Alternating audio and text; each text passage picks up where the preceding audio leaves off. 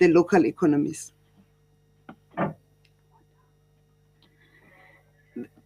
On the launch of South African Isotope facility, Cabinet welcomed the partnership between the Department of Science and Innovation and Itemba Labs, which saw the opening of the South African Isotope facility, known as SAIF, a world-class facility that responds to the growing challenge of cancer as one of the leading causes of death. The facility will conduct advanced research and training, as well as increase the production capacity of radioisotopes. Radioisotopes therapy targets cancerous cells with minimal damage to surrounding healthy cells. Currently, about 5,000 South African patients a year benefit from the supply, and it is expected that these numbers could increase by a factor of 5 to 7 with the increase in production capacity through the SAIF and the availability of a new cohort of isotopes. Passing of the Postbank Limited Bill. Cabinet welcomed the passing of the Postbank Limited Amendment Bill by the Parliament, that is both the National Assembly and the NCOP, which paves a way for the licensing of the State Bank. The bill addresses the risks currently associated with the current structure of the Postbank, and by amending the ownership and reporting structure of the Postbank to establish a new holding company for the Postbank, the bill protects the Postbank from the challenges faced by the South African Post Office. Cabinet will await the President to sign into law this bill, which will allow the registration of the Postbank as a bank controlling company, and then commence the registration, the licensing of the Postbank as a state bank. Sorry about that.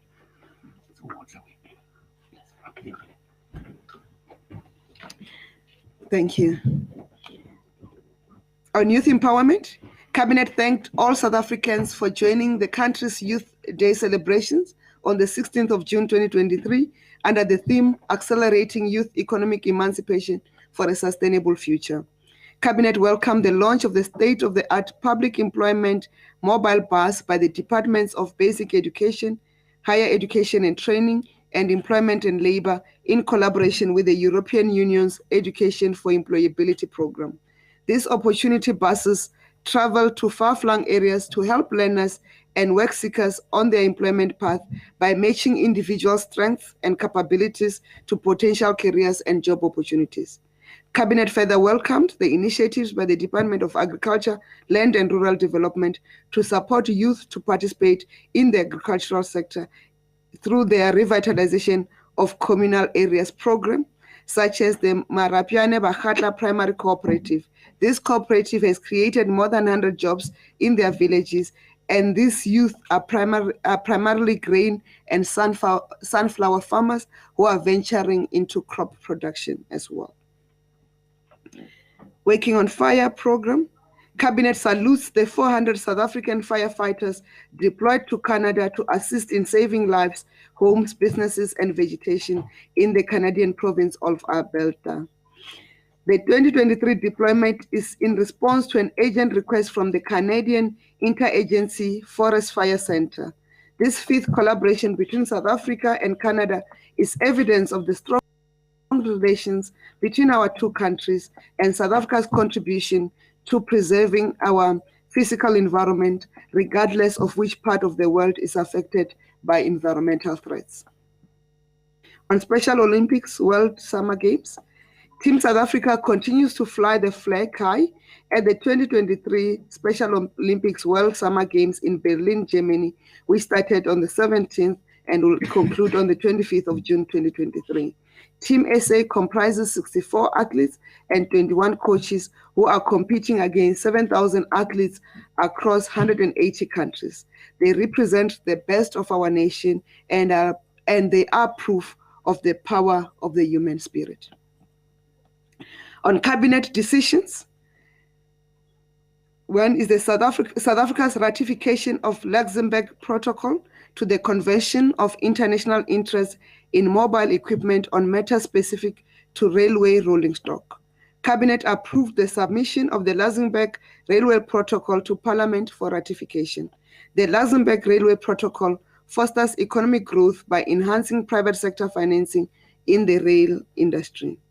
The Luxembourg Rail Protocol is a result of the success of the Cape Town Convention on International Interest in Mobile Equipment that was held in 2007. South Africa signed the protocol in 2022 as an indication of how serious the country is about rail reform. On appointments, all appointments are subject to the verification of qualifications and the relevant clearances.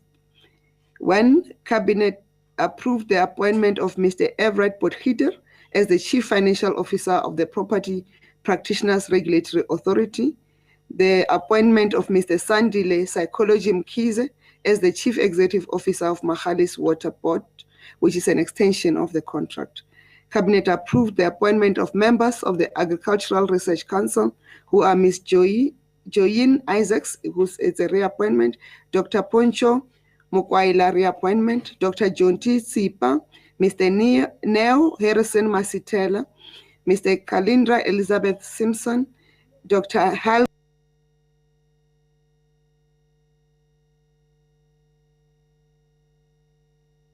Martins, Mr. Goodman Kaba, and Dr. Troy Govender, Dr. Konanani Lipadzi, Dr. Peter Nodie Malan, and Dr. Owen Horwood. Cabinet approved the filling of vacancies on the Cross-Border Road Transport Agency with the appointment of Ms. Bukeka Mahluchana and Mr. Leroy Nsibande. Cabinet approved the filling of vacancies on the board of the South African Civil Aviation Authority with the appointment of Advocate Mpati Libakeng and Mr. Tsepo Piake.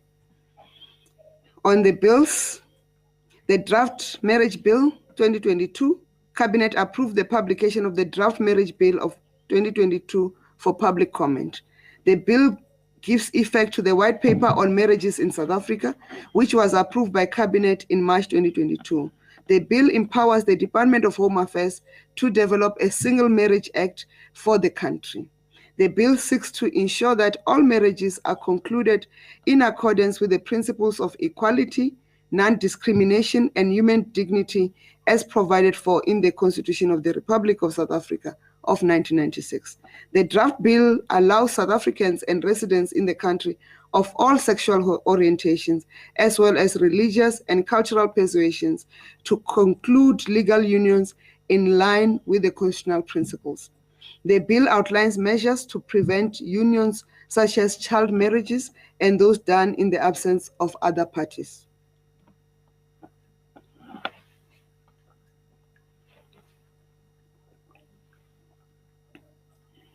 The National Water Resource Infrastructure Agency Bill 2022, Cabinet approved the submission of the draft National Water Resource Infrastructure Agency Bill to Parliament. The bill proposes the setting up of a National Water Resource Infrastructure Agency to be responsible for the planning, financing, and development of water infrastructure for the country. It will also be responsible for the maintenance of the current water resources infrastructure.